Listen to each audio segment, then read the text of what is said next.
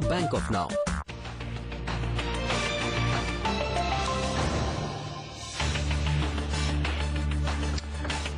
Welcome back. The market is not doing very much. It's drifting a little bit. Nifty Bank, I just saw was about 90 points in the red, 15 points on the Nifty 50.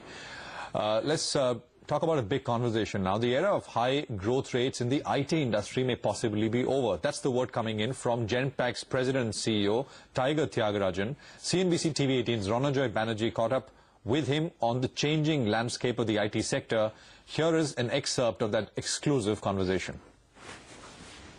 I would say industry, possibly yes.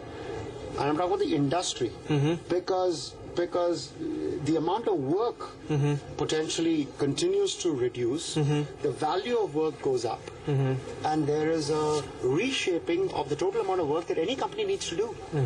If that work actually is reducing, then the share of the work that goes to the industry obviously will be not growing at the same pace at a level of maturity that the industry has reached. However, that doesn't mean that everyone in the industry will therefore get to a similar lower growth.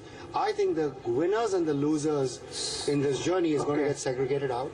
The average may go down. So many winners, there will be winners of the past may find themselves not winning anymore, and on many the winners losers of the list. past will continue to be winners.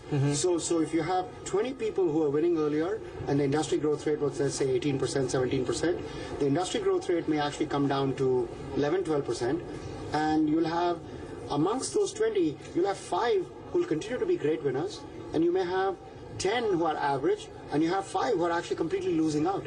So the segregation of winners and losers is going to get far starker than it used to be. Is the pie getting smaller? The rate of growth of that pie is getting smaller if you define it as people. But that's true of everything in the world. Right. The number of people needed to do anything in today's world is lesser than it used to. So therefore you're saying that because, again, indulge me, the IT and the outsourcing industry has been a big sort of employment generator for India. You don't see that sort of the growth forecast, the growth rates as far as the employment generation is concerned is not going to be as high as what we've traditionally seen. So I don't know what the latest projection on those growth numbers are that the industry is giving, but if I were to do the projection, I would say the percentage addition of employees in that sector in India will not be the same as it was in the past. Right. Because there is artificial intelligence, there is machine learning, there is robotic automation, there is mobility solutions that get implemented in the field that actually makes back office and mid office work easier to do. So a bunch of those technologies will mean lesser work needs to be done because you've used technology to actually lessen the work that needs to be done. But the caliber of people needed is going to increase. The complexity of the work is going to change and increase.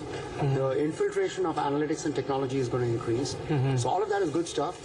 The skills of people actually has to go up.